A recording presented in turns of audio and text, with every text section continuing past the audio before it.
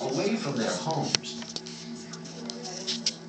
They would leave food and sweets outside as gifts for the dead, a tradition that would eventually become trick-or-treating. The dead come back to life at Halloween, and that's why there's a great fear of the dead around Halloween. And many of the devices and practices and customs of Halloween in Europe were attempts to keep the dead in their graves.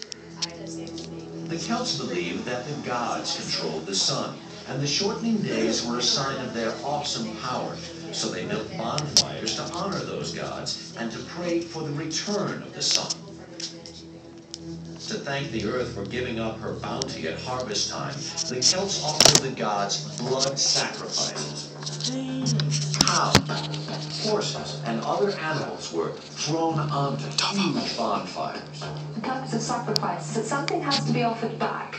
If the earth had given up her riches in every way, then the early Celts would have considered it only polite to offer back some of their own life essence to the earth. This life essence offered clues to the future.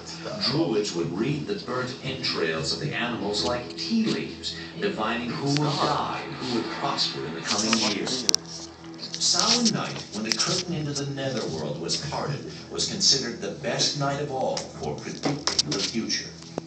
They asked me, was it a good time to be in it? Who was going to be alive? Who was going to die? Were the leaders going to be healthy for another year? So they looked into the future on that night because that was the night with the changing seasons that the spirits came alive and might have answers. The prophecies that the Druids read would spread through villages, becoming stories told long into the night. This is thought to be one of the origins of telling ghost stories on Halloween. These ancient Celtic traditions live on among the new pagans of Ireland. As without the sun, the earth is barren. As without the earth, the sun has no purpose. These pagans worship nature, using age-old rituals to keep the Celtic Samhain ways alive. At this Samhain time we stand in the gateway to the other world. We're not so different from the Celtic peoples 2,000 years ago. We still look over our shoulder before we walk into a dark room.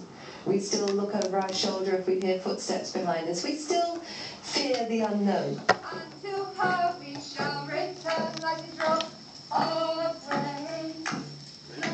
On Halloween, Chris Thompson's fellow pagans summon ancient deities to their Samhain celebration, a night for invoking the spirits of the dead and thanking the earth spirits for life. Our Celtic fire wheel will be lit by a green man figure who represents the green fire in the darkness.